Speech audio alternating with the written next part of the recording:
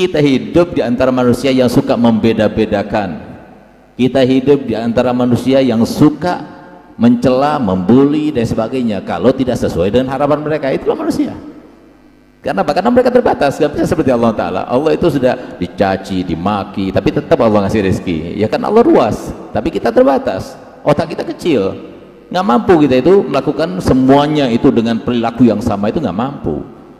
Nah, sehingga Pak, itulah sifatnya manusia. Nah, disinilah mengendalikan nafsu, mengendalikan diri kita untuk cinta kepada orang lain apa adanya itu tidak mudah. Nah, sekarang bagaimana cara menuju ke sana supaya kita mudah? Yang pertama, kita harus paham manusia itu adanya untuk ujian bagi kita. Mau tidak mau, antum ujian bagi saya ujian bagi antum. Ya mungkin sekarang bukan ujian, nanti kalau antum datang ke rumah baru ujian. Atau saya lama-lama sama antum baru ujian. Atau saya meminta tolong kepada antum baru itu ujian. Pada suatu waktu pokoknya kalau sekarang nggak ujian, nanti suatu waktu ujian. Beban. Nah, jadi artinya kita harus siap. Ini manusia, berarti ujian. Jadi kalau ujian bagaimana? Kita harus siap. Harus pasang kuda-kuda. Harus persiapkan diri. Oh, apa kira-kira yang datang dari orang ini? Oh, dia baik, kita harus lebih baik. Oh, dia itu baik, oh, kita harus bersyukur. Oh, dia itu perhatian, kita harus lebih perhatian. Nah, itu kan ujian daripada Allah Ta'ala. Man lam yashkurin nas, lam yashkurillah. Orang yang tidak berterima kasih pada manusia, berarti dia tidak berterima kasih pada Allah. Jadi yang baik ujian, yang jelek ya ujian. Apalagi yang jelek, jelas itu ujian gitu. Ada saja orang sudah kita baiki, malah dia itu membenci.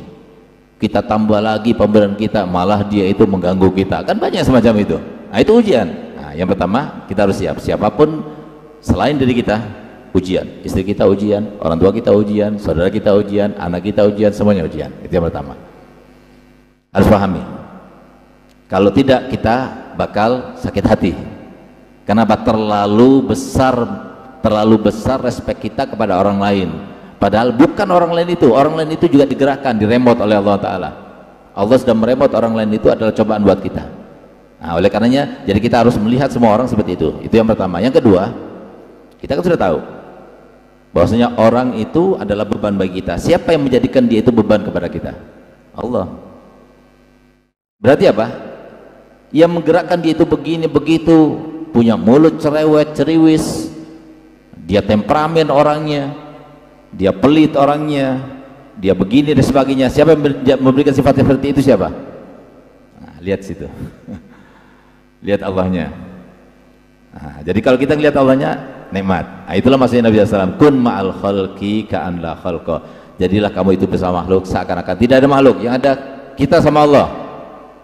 Nggak ada seorang pun di antara kita yang ada di masjid ini yang bisa menjamkan matanya kecuali dengan izin Allah. Tidak ada seorang pun di antara kita yang bisa menggerakkan anggota badan kecuali dengan izin Allah. Nggak mungkin terjadi sesuatu tanpa izin Allah.